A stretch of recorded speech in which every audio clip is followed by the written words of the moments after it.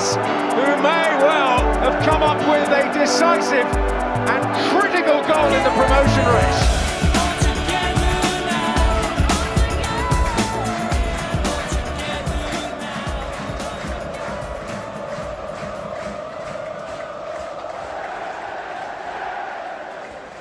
Well then, hey look, welcome back. We're back. We're finally back. The new season's upon us. The Boro have played one game, two if you count the Carabao Yo-Yo Cup. And we're back. Joining me live in this new look Boro Chat studio, live on YouTube, live on Facebook, live on NASA.com, live on CBS, ITV, BBC, Sky TV, and we do bar mitzvahs and christenings. Joining me out on the left-hand side with the luminous green kit on, I believe it's the goalkeeper kit. It's a goalkeeper kit. It's the Red Rock himself, Mr. Paul Beck. Back by popular demand, playing centre mid tonight in another faraway land shirt. Gal, tell us what it is. It's a Brazilian one, this Brazilian club team. Brazilian club team. Mr. Ian Galloway is with us, and playing here on the right-hand side, just to my left, is, well, let's have a look at the back of your hair, mate. It's gone. There's no mullet, so he's no Riley McGree. We're going to talk about Riley McGree, but there's no mullet. The Teesside Ramblers back for the 26-27 season. Good evening, fellas. Now, last but not least, just behind the camera, just over there, producing the show and doing all things right, is the fantastic and the fantabuloso Miss Courtney Bullock. How are you, Courtney? I'm alright, Yeah, not too bad. You know, getting there. Look, loads to talk about. I've got, look, we've got, look at this. We've got two scripts tonight. Which one ever I go with, I'll still get it wrong. It's like news at 10, isn't it? It is. Loads to tell you about. But anyway, look, we're back for a new season. Don't forget, join us. We're now on YouTube Live. We're now on Facebook Live. Multicasting and doing all them things. First time on YouTube, so look, spread the word. Try and get us a few likes. And We've got a comment on YouTube already. No way. We have. From someone called Adam Bragg. Do you know him? Oh, Mr. Adam Bragg. Yeah, well, just a quick one for Adam Bragg. There's two reasons. Adam Bragg used to work here. Right, he did. But now, he's currently away somewhere in Scotland, on the outskirts of Scotland. I can't tell you where. Drinking red wine. What's Adam's comment? Get in, mate.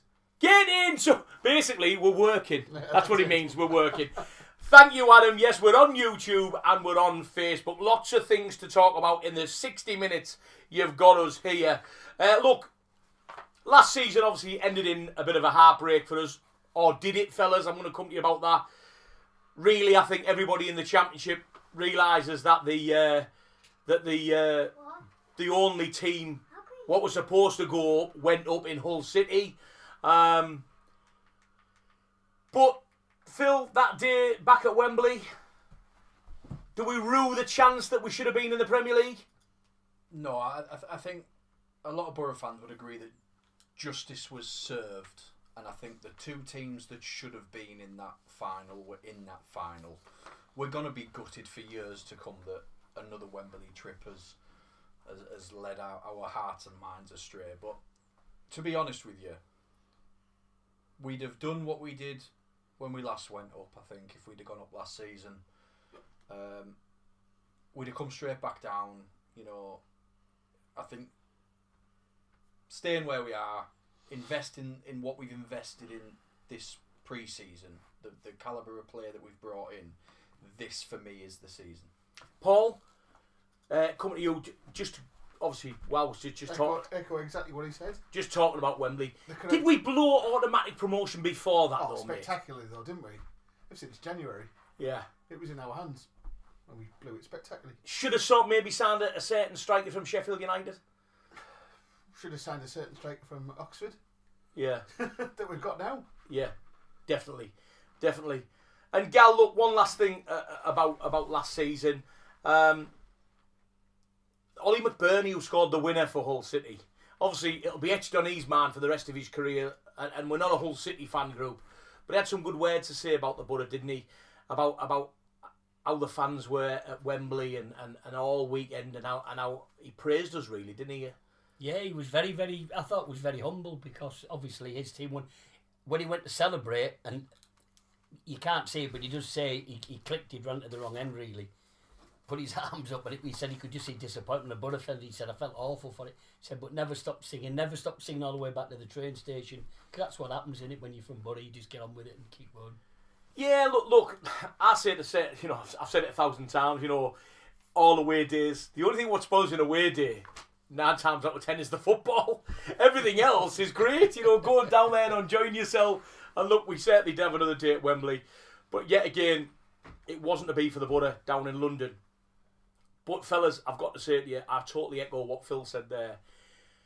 I am 100% I'm rejuvenated. Honestly, I am. My batteries are energised. I'm back in it, because the outcome of this pre-season, and I'm going to go through it right from the start here, because you'll have all read stuff, you'll have all heard stuff, you'll all think what you know about them players, and the players gone and players come in. I've got the facts. I spent all day looking at it on old Google today.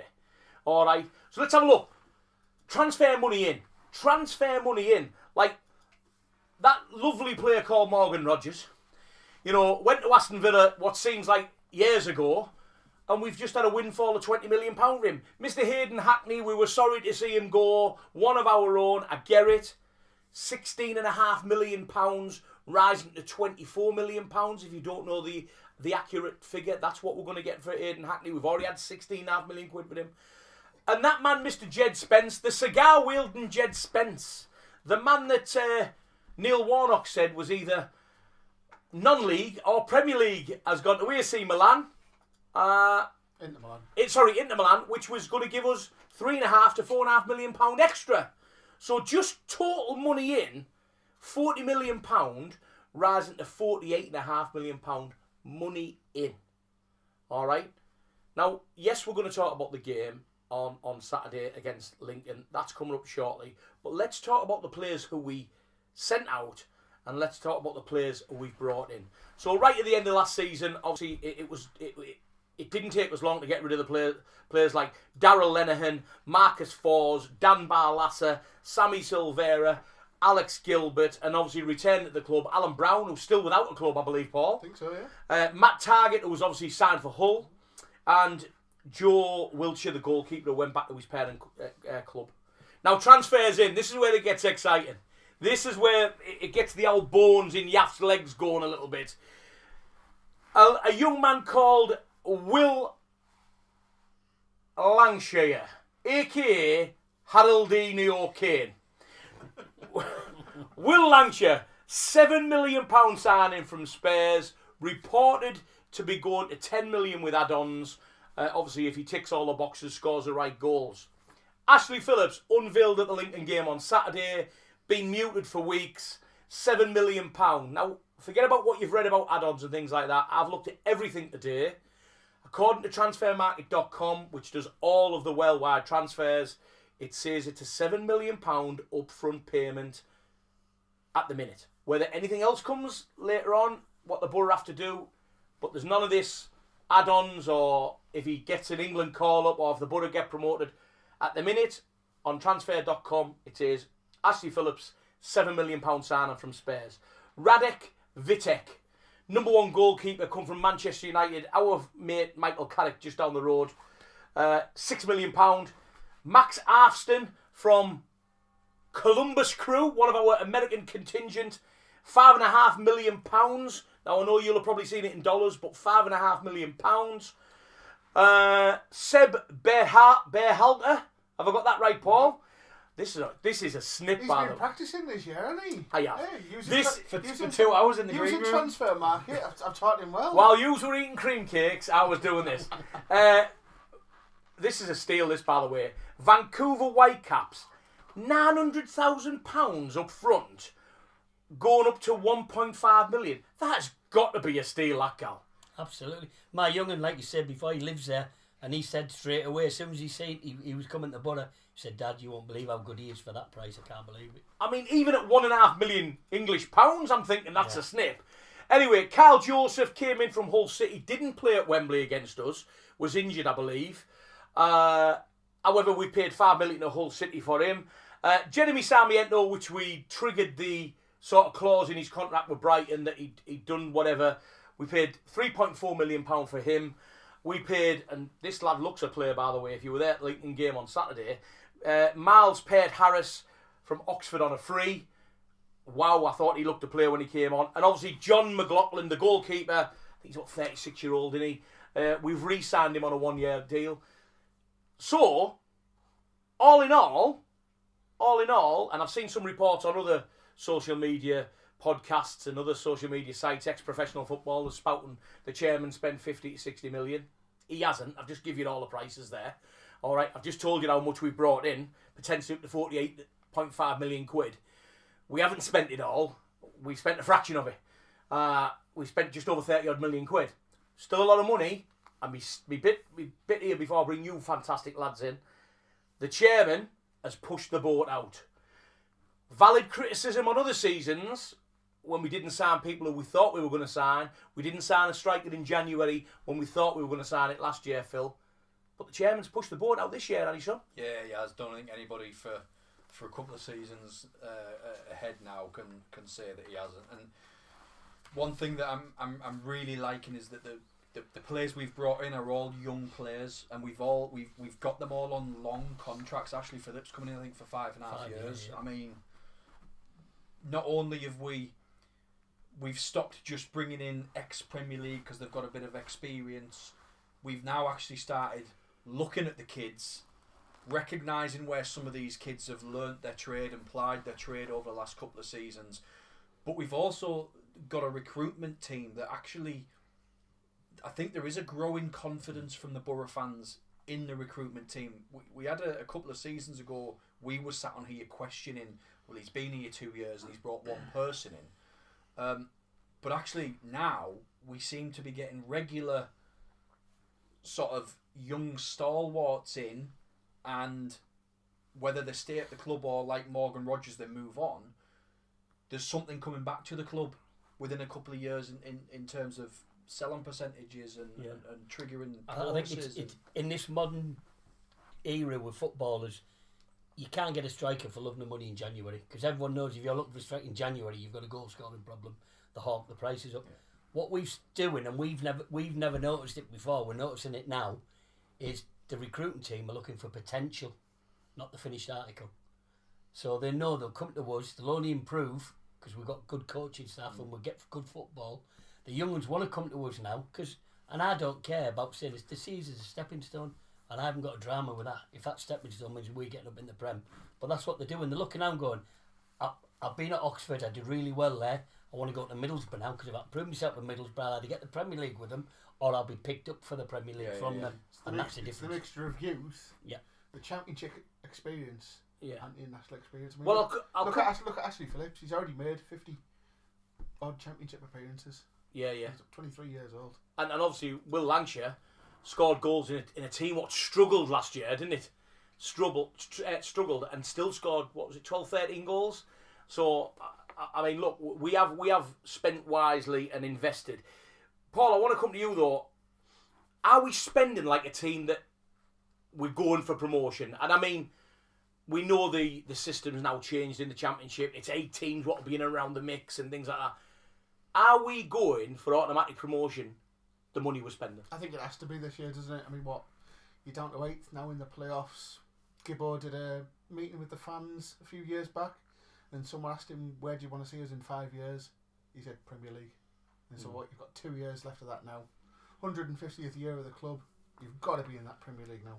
Yeah, I mean, the other thing, Gal, is does it create extra pressure on the manager having these type of players, or will he just relish it? Bear in mind, I'm presuming he's told the recruitment where he may not necessarily ask for them players, but he asks what positions and what type of players he likes. Does it give him added pressure as a young manager to the Championship, really, or do you think he'll relish it? I think he'll relish it because you listen to him, he's very confident, he comes across well, but he's in exactly the same predicament as the young players he's bringing in. He's young, he's unproven, and he's trying to prove himself in a league that's notorious for being very, very difficult to get out of. And he's come in and took the challenge, you know. And if these players, that squad we've got now, if we're not in the top 3, it's something wrong. Yeah, something wrong. Something. I don't think for one second any of the players that we've brought in are Kim Hellberg signings. They are club signings, without a doubt. Kim Hellberg's been in the club 6, 7, 8 months, 9 months.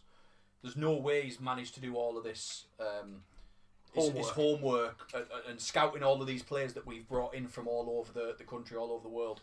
But what it does show the fans is, in the past we've heard managers, Aitor Karanka was one of them, Tony Pulis was one of them, that said, I've given them a list, they're working through the list.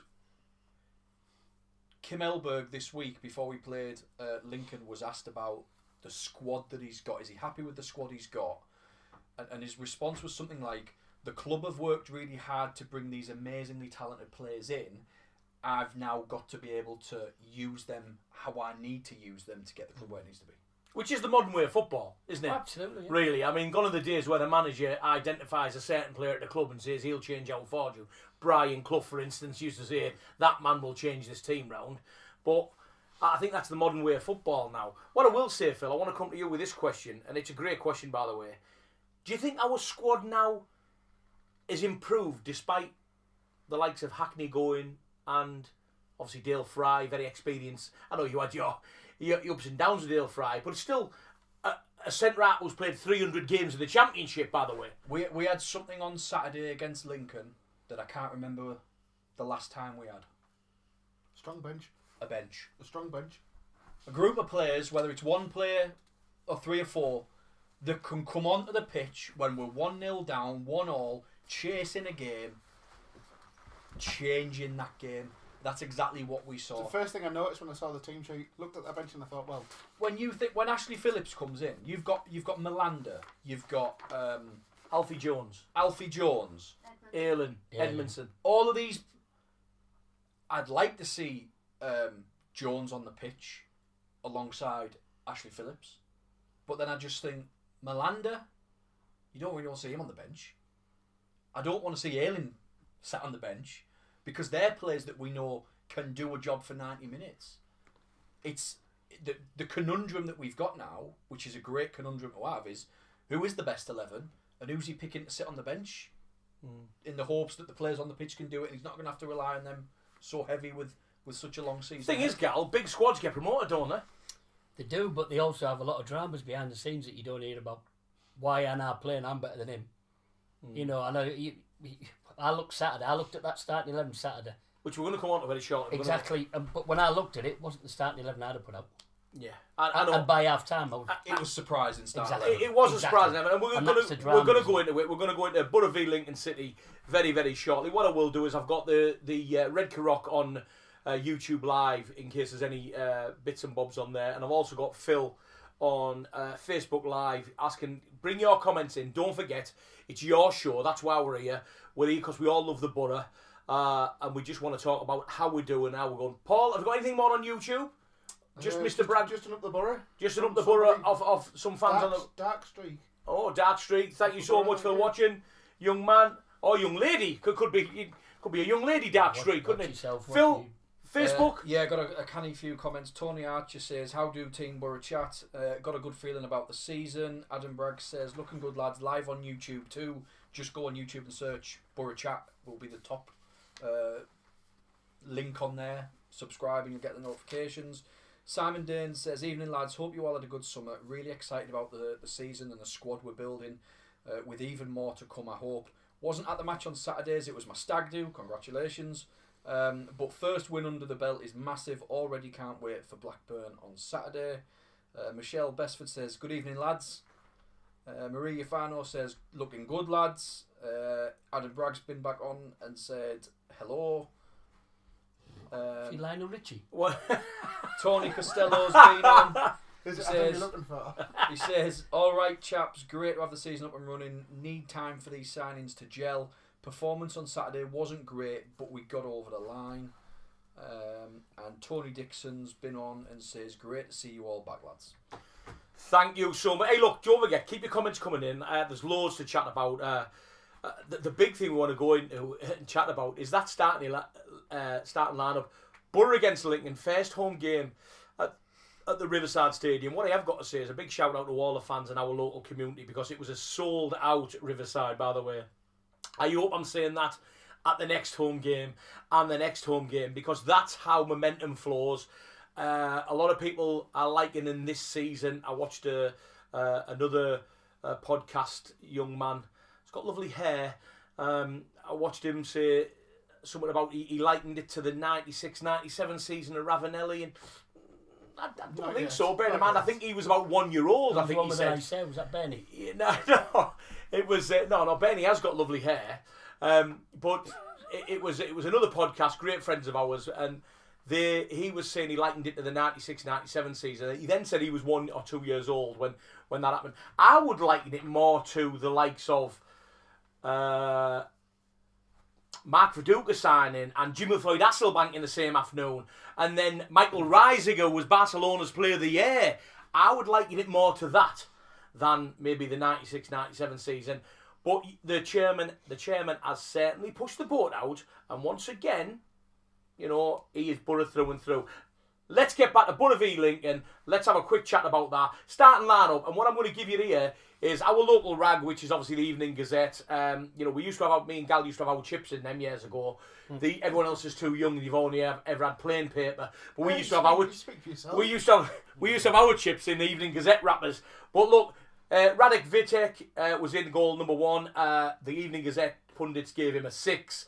Callum Britton, they gave him a 6. Luke Aylan, currently our captain.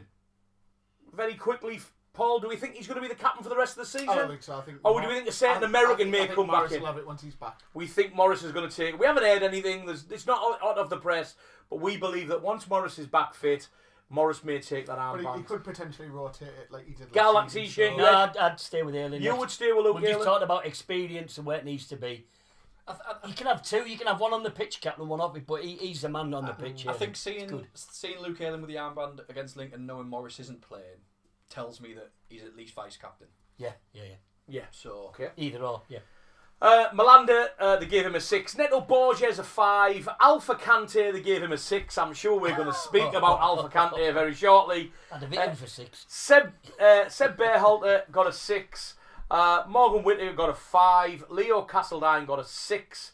Kyle Joseph got a 7. And man of the match, 2 goals for Mr. Will Lancashire, aka Harry Kane, got an 8. Subs that came on, obviously, Afston for Borges, they give him a 6. Miles Peart-Harris, who I thought was excellent when he came on, by the way, give him a 6. And Riley McGree, obviously, for the second goal assist, they gave him a 7. And Sammy Ento for Carl Joseph, they gave him a 6. Now, look, I'm going to come straight to you, Phil. Couple of surprises in that starting 11? one notable surprise. Kante, I didn't understand that. Not really featured at all pre-season. To then suddenly get the nod ahead of those players that were on the bench. Now, I'm not saying McGree should have started. We knew McGree wasn't ready to start and play 90 minutes. But my argument is if he's fit to come on in the second half, he's fit to start a game. He doesn't have to play the full game. Some would say, but start him and then you could always bring him off. Yeah. Not using him because he could have broke down after 2 minutes. But anyway, and in the past, that's obviously what has done. What has happened with McGree's come back probably too early, got another injury, and he's out for just as long. But that was it for me, really. I just didn't understand, and I know we spoke, and you said that that could be the club putting him in the shop window, but I just with the players that we had on the bench, I just don't understand that call. That really baffles. First game of the season, last season, we struggled like hell to break down teams like Lincoln. Look at Portsmouth. I'll keep going back to Portsmouth. Yes, we got the win, so ultimately it's fine. But they're the games that are going to take a lot more out of you because nobody knows how Lincoln are going to play. They've come up into this league. There's a lot less research done on teams like Lincoln than there is on Blackburn, who we've played for however many years in the same league. And so it was just really surprising for me that Kante got to start. He didn't have a look in last season at all. So I don't know what's changed in the year that he's not featured for us to suddenly start the first league game of the season. He was loaned out, wasn't he? Yeah. They had an option to buy him. Yeah. They didn't take that up. For me, starting 11. I agree with Mark. You put your best 11 out, you get a lead, and then if someone, McGree would have started for me without a shadow of a doubt. He's a class player, and if he's training that, if he's fit enough for the bench, he's fit enough to start. And then just say we're going to give you half, but you're playing the first half. I'd rather be going in 3-0 up, 1-0 down. Yeah. Because chasing again, and you look at that team, and you think we've just bought a centre forward there whose movement is second to. He's all over the box. He's brilliant. And we were passing sideways and backwards again for the first 45 minutes. You're thinking he's running about there, he's getting nothing at all. Paul, Neto Borges, was that a surprise to start? Did you think that the young Yank Max would have started there? No, I think Max has only been in the country a couple of days. Yeah. So no, I don't think that was a surprise. I don't think you'll see Neto on Saturday against Blackburn. I think Max will probably be taking that space to get up and down that wing. Yeah, I mean, I was a bit surprised. I agree. He's probably one of the ones who hasn't been in as long as obviously Berthalter and obviously Morris, we know, has got a knock and he will be back hopefully shortly. But I'm going to sort of play as devil's advocate here because we have as you all know, we have a little group, and when we're all at the match, this is where we get all our talking points from because we're all dipping things in all the time in our little group.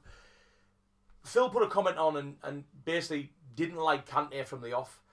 I actually don't think he'd done a lot wrong, but what I will say is I don't think he did a lot. I know that sounds daft, but I don't think he'd done a lot. He just was a number. Like, it could have been anyone there doing what he was doing. So I don't think he'd done a lot wrong. Same as Borges. I was chatting to a guy at half-time, and if you're watching, it was lovely to talk to you at half-time. I sort of butted in on his conversation. He was sort of giving it to his mate. Kim it was. Yeah. If you're watching, Kim, I apologise. But sort of the lad waiting for a pint at half-time saying to his mate, and I butted in and went, I think you're being a bit harsh there, man. He was proper torturing Borges, saying, he's not a left-back, he's a centre-half, he's the reason we scored the goal. I know football's all about opinion, and that's a good arm, that, Courtney. Great, it's not that camera, it's great, that, Courtney. That, it's all about opinion. We know football's all about opinion. But I just didn't see any movement from our... First half I'm talking about here. I didn't see any movement at all from Whittaker or from Castledine. Castledine was great, and I've got to give... This is the plus point I will give Kante. He sort of put that ball twice in front of Castledine to run onto. Twice he came back with the ball, didn't go into the box and try and take them on. Now, I don't know whether this is sort of planned or whatever, I don't know. And it's too early in the season to know that. What I will say is, I was at the game, I watched the game against Wrexham, I was away, but I watched the game against Wrexham. We didn't play very well in the first half, played better in the second half when the wingers got more involved. First half against Lincoln, I thought we didn't play very well. I'm not saying we've done a lot wrong, but we didn't play as good as we could have, because we didn't use the wide men. I thought Castledine, and certainly, what did he get, a 6 or a 7? He got a 6, sorry. I think he got away a bit scot-free there, because Castledine twice tried to play the ball back at Borges. Once went into row Z, if anyone can remember that back there. And the second one is Borges gives him the ball. Borges has got 2 players round him. He pops it first time straight back to Borges, because he doesn't want someone to come in behind him and hit him, and there was no one around him. He could have turned and ran. Borges then trying to stumble with the ball, the lad whips it in, and it's a great finish by Adam Reach, who, by the way, what I will say, good professional that he is, respected the club, didn't celebrate, ran away to the corner flag with his arms down. Yes, his players around him celebrated, they would do. He didn't celebrate, and he got a good reception off the fans before, during and after the game. He was talking to fans, he acknowledged them off corners, and he had some lovely words to say about the Boro in his post-match Imps interview I've seen, which me and Gal were talking about earlier on, when he said, we've come here against a fantastic side in Middlesbrough, and for the first half we stood toe-to-toe.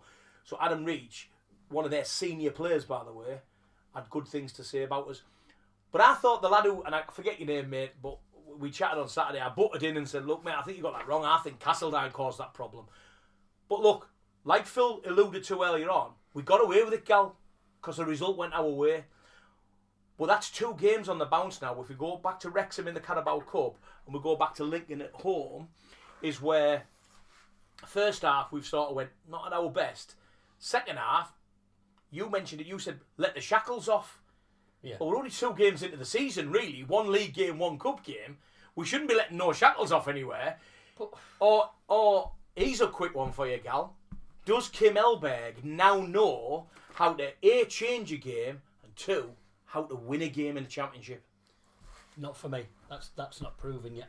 That's 2 games where a couple of seasons ago we used to talk about how slow we were coming out. That has not changed, by the way. And we were talking about this 3-4 seasons ago when we were too slow. Takes us 20 minutes to get going. Still the case now.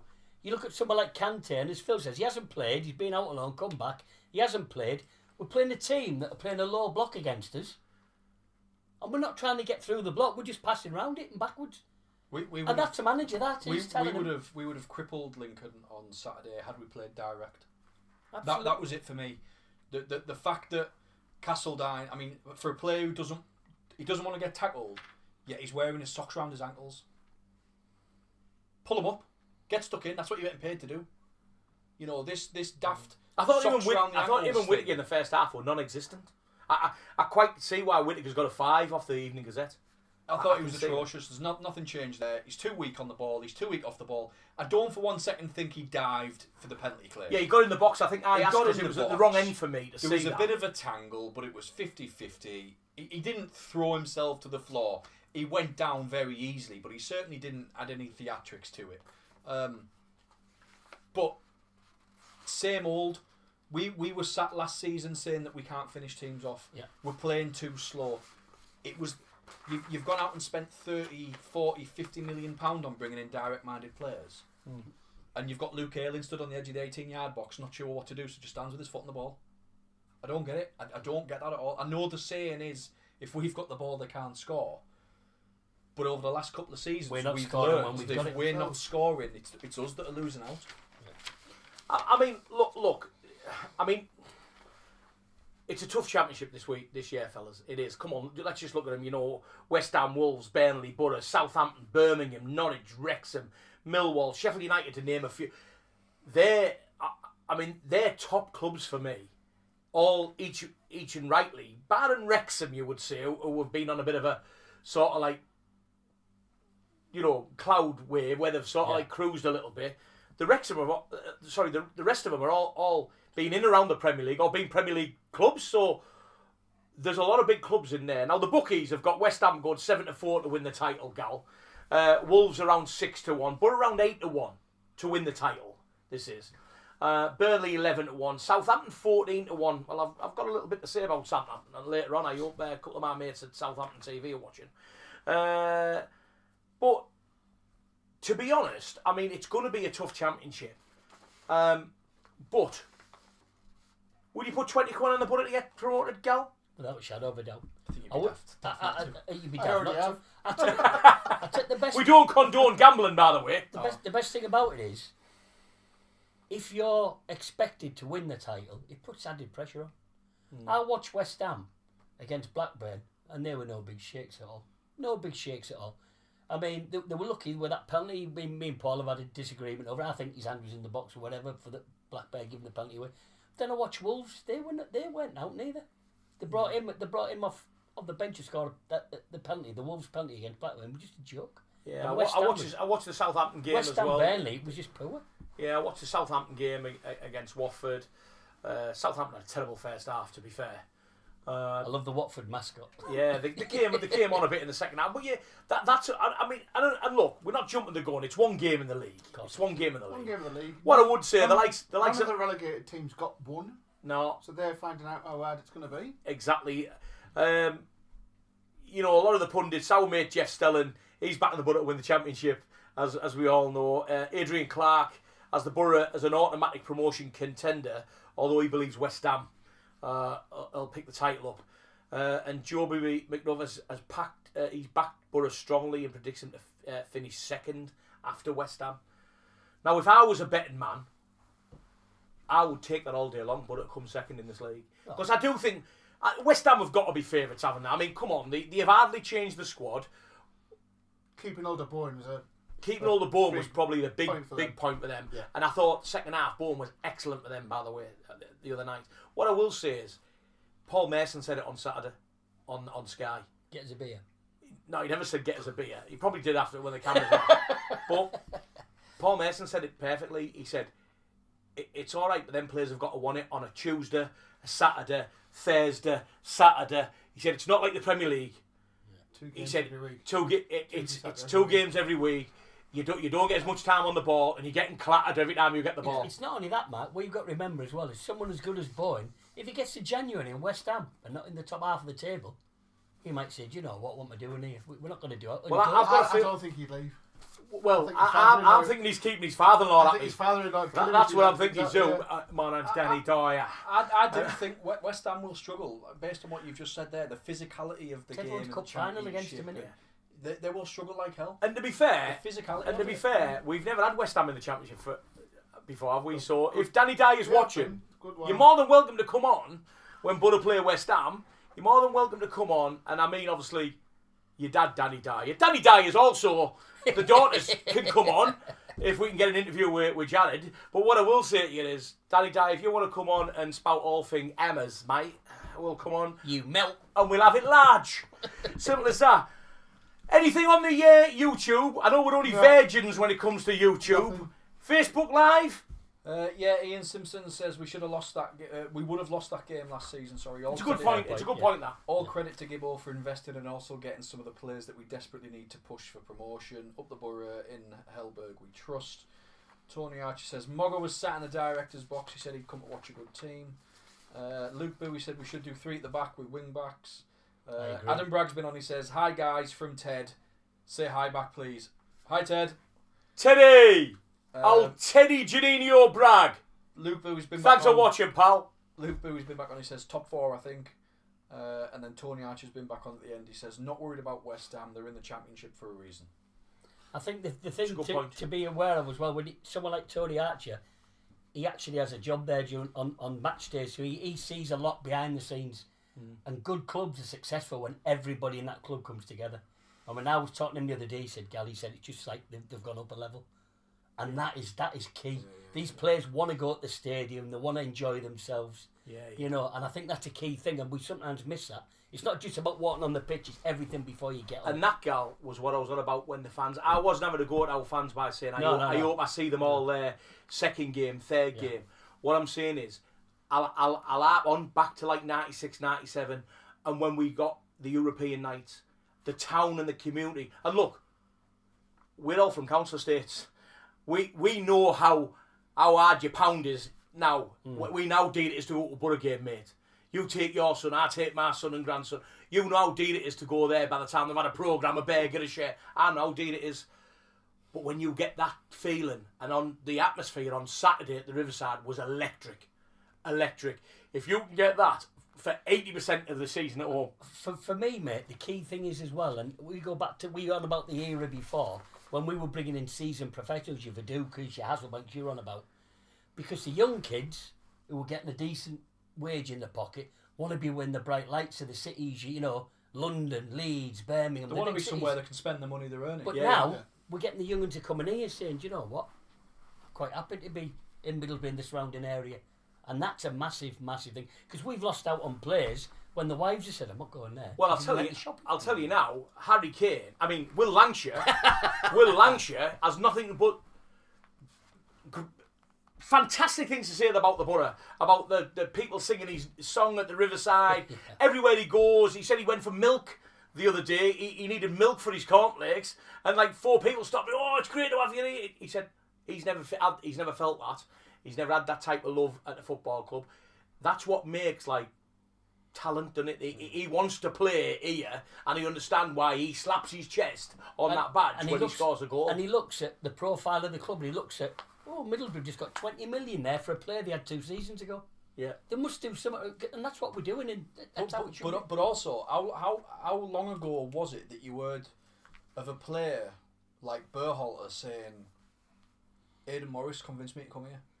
When was the last time you heard that a player had convinced another Talked his player mate, yeah. enough to want to come and join the club, and then Well, it's the same with Max, isn't it? Really. do you know what I mean? He said as soon as Morris spoke to me, and I heard that Seb was going, it was a no-brainer for me. That's what I mean. You know, Like, when was the last time you heard the that? YouTube video with the Americans that came out? He says, I've watched every game for 2 years. Yeah, because Morris has been playing there. Yeah. You know, so I know a lot about the club. Yeah. Middleburg. Just a couple of comments there. Simon Daines asked a really good question. How do you all feel about the Sol situation? Do you think he's been hard done by, or was it the right call? Well, before I put my bit in, I think it's definitely the right call. I think he's been hard done by himself. I think it's like another Kante. He hasn't played for years. Give him a chance. He should have done the same with him. I don't think he did that much wrong. I feel a bit sorry for him. I feel like Solbrun cost us quite a lot of points last season. I feel last season he I had think nobody to push him on. No, he didn't. That was the biggest problem. Nobody to push him on. Yeah. John McLaughlin wasn't going to come in. No. Yeah, but he had a back four that were more leaky than the roof. I mean, they were terrible. Our defence at times, weren't they? So what I say on this matter is I love Salt to bits. It's homegrown talent. It's very easy to have a go at our homegrown talent. Do I think we've maybe as a club let him down a little bit? Yes. What I would say is we've just found out night before we came on air that Seny Dieng has gone to a Greek club. He's now no longer a Boro player. I think the Boro have paid his contract up and he's gone to play for a team in Greece. If you didn't know that, that's hot off the press. Atomis or something? Atomis, whatever. Yeah. So Seny Dieng has now gone to Greece. Big thing for me is if you're bringing a goalkeeper in from Manchester United, it was how Sol was going to deal with that. And I said it to a couple of players in the club downstairs this week. I just think that Sol should have made a point of saying to the fans and the club, I'm not happy with this and I want to go. And the reason being that is everyone else hopefully now in the Championship, I hope they don't think like this, just see him as a number 2, because he had his chance last year as a number 1 and they brought another number 1 in. But that worries me for his career, because he should have just said, hang on, I've had a taste of it now. I might not be on the money that he's on, but I'll tell you what, I can go and play for another, because he'd fit into another 10 Championship sides now, Sol Bryn, as number 1. But the mistakes he made should have been coached out of him. And they weren't. A lot of the goals we gave away last year, mate, it was in one-on-one half the time because the back four. I mean, I was upset at him at Wembley, and then when I seen it, when I got it home, I seen it, and I spoke to him, and we mentioned him all the time. A guy called Henry Popple was at the Boro for a while, Man City. He comes in this club regular. And I said, what do you think about Sol at Wembley? And he went, I'd have went exactly for the same ball. He said, he's just pushed it. He said, if he pushes it an inch that way, it misses Ollie McBurney. If he doesn't touch it, it goes to Dale Fry's right boot and he clears it. He does touch it, it goes to Ollie McBurney, he does exactly what he says in the tin, and he scores the goal. His one-on-one stuff, if you watch one-on-one, where they're on the keeper, he seems to do some great. So I do feel a bit hard done by for him, but I just think that maybe Sol should have sort of spoke with his agent and just said, look, it may be time for me. That might have left Seny in a predicament where he says, are we keeping him as number 2? Or Seny might have just said, look, I'm off, I'm never playing for this club again. We'd have had to bring another goalkeeper in. But what I would say is, I totally agree with you. I think Sol knew last year that John McLaughlin was not going to take him out. And the young kid even Wildsmith wasn't going to and they had Wildsmith on the bench. None of them were going to get him, unless he could make clanger after clanger after clanger after clanger. He was better than them too in training. So he had no one pushing him. Because Dieng wasn't even training with our first team last year. So that's our point anyway. Great question. I think you'll see him in goal for Doncaster. Yeah. He'll be in the cup games. Yeah, quite possibly. But you might, you know, he's got somebody there to train up against, to play against, to prove himself against. He's still only young, isn't he? We might see a totally different Sol Bryn. He's only young, isn't he? 21, 22-year-old. We might see a much improved Sol Bryn this season. Mm-hmm. Do you know, like goalkeepers play at 40, theoretically, don't they? I mean, he was one of the first out on Saturday after Lincoln, and didn't really stop for any photos. But you know, look, before we go to any more social medias, I've got to thank our fantastic sponsors, Mr. Tony Dixon, obviously BT Promotions. We big them up all the time. Both me and Phil have done our little bits at Flamingo Land over the summer. There's some fantastic ideas by Mr. Dixon himself for next year, which will involve maybe a few more of the Boro Chat lads coming up there and doing some bits and bobs up at Flamingo Land, so keep your eyes peeled for that. But BT Promotions, as we all know, they run the largest football festival in Europe. Get in touch with them if you want to book your little team on for 2027 or 2028. Get in touch with BT Promotions there. All their details are on social media. Drive, the UK's third largest driving school. Still third largest. However, it is the UK's biggest driving school for teaching driving instructors. Third biggest, that's why he's in a caravan still. Third biggest, yeah, that's why he's in Scotland, he's not in Tenerife. Not working hard enough. Teesside Travel, obviously sending Borough away coaches to every championship game this season, Phil, apparently. Everyone from London to Swansea to Cardiff. And every cup And the game. Caribou. And every the cup Caribou Doncaster. Cup game, I'll tell you what. So look, I think Blackburn sold out. Oh, God, yeah. And I think there's a few... I could have sold 4 coaches. And I think I'm there's a not few... kidding you. Is there a Oh, few no, seats left for Doncaster? Yeah, Doncaster goes on sale tomorrow, so I will probably be inundated with messages tomorrow. But There we go. you know, £26 Doncaster's each to go to Doncaster. Not bad. I think me and young Jesse are going to go on that. So get yourself on there. Yaff will talk your ears off. And last but not least, these guys are all full as guns. Full as guns and Come again. full with cream cakes. I hope our lasses are watching every tea before I come Yeah. out. Llewellyn's Catering are now our Boro Chat official caterers. They look after us. We've Tell gone you up in the what, world. We have gone up in Yeah. the... Look, if it's good enough for Coronation Street, it's Yeah. good enough for you lads, all right? Have a look at us now. We won't be the same size in about 6 weeks. Llewellyn's Catering, not only just catering for us at Boro Chat, but all over Teesside, County Durham and North Yorkshire area. If you've got a do-on or anything like that, give them a call. Give Debbie a call. 07907 711 581. 07907 11581. Debbie at Llewellyn's Catering. Hashtag Scotch eggs. Hashtag. How That's- good that's were them all. Scotch eggs, by the way? Oh, you Homemade dancer. Scotch eggs. Bring I haven't got any yolk left on me. I've got a bit of Yeah, yolk left on me. I'll put a post up on Facebook. Yeah, yeah. Phil's gonna do all the technical stuff and put the posts up and things like that. Because I'm not that good. Phil, have we got anything on the social medias quickly while I look at which script I'm using? Yeah, Bry Kent Oh, Big Bri, yeah. Good green that one. says, evening lads, regarding Saul, surely it'll spur him on. I think you'll see it as a challenge. Well, that's how I see it. Craig Hallett's the only other one. He says, Ayling and Melander are how weak link, not good centre half.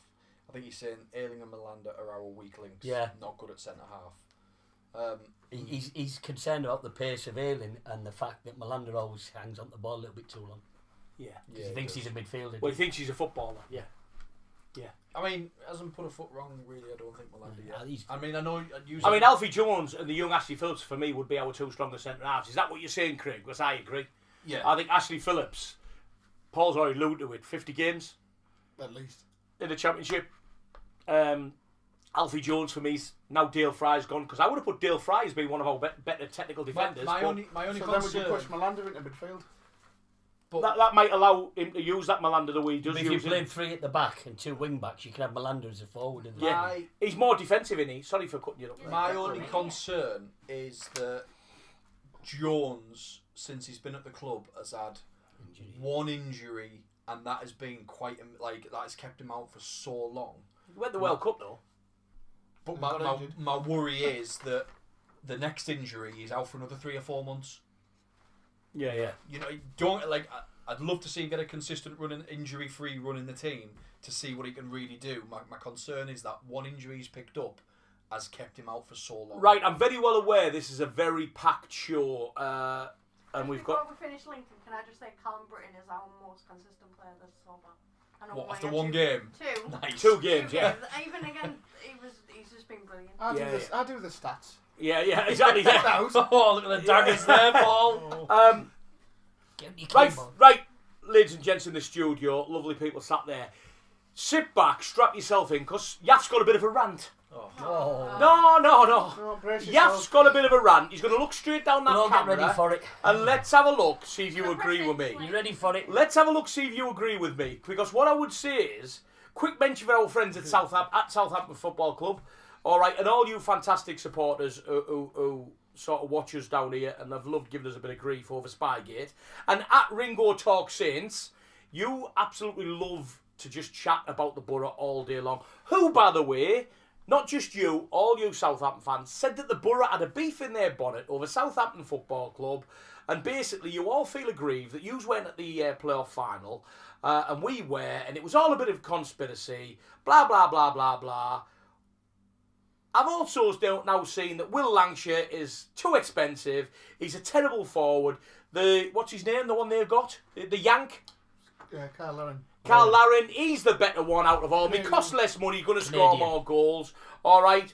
Well then, at Ringo Talk Saints, please come back and mention us on your podcast and get us on. I actually come down and went on yours and spoke to you because I'll mention loads. You talk absolute waffle. We didn't go on about Southampton and things like that. All we did is dug your football club out as cheats. Because that's exactly what you are and what your manager is. A down-rotten, beady-eyed cheat. Simple as that. So let's have a look at it. 59% of Championship team supporters, as of just before this show, think that your manager should have been sacked over cheating. Sending a young kid to spy on 3 teams that you were admitted to. Not the other so many that you cheated and spied on. The 3 teams that you're admitted to. All right? Now, this is from Yaff. Right? Until you sack him, or until the FA sack him, I wish you nothing but bad luck. I hope Southampton get relegated. I hope you never score a goal. I hope that your turnstiles break. I hope your burgers are cold. I hope your cold drinks are warm. I hope your season tickets don't work at the turnstile. I hope you drop a pie all over your new trainers. That is exactly what I think of you. And until any of you fans come out and say, do you know what, Yaff? We know you're a gob something, but you've got a point, because you know what's going to happen? The FA are going to ban him for 18 months, and they're going to sack him. Southampton are going to sack him, and you're all going to say, he deserved it, he's a cheat. Well, you'd heard it from Teesside first. Stop ranting on about Spygate, because you're nothing but a cheat, beady eyes. How did Sunday go for you? Should be 7 points minus, because you've already threw 3 away. So don't come here, Azaz, couldn't hit my behind. Simple as that. Right, Anyway. right fellas, Saturday. Boro Travel to Blackburn. Wow.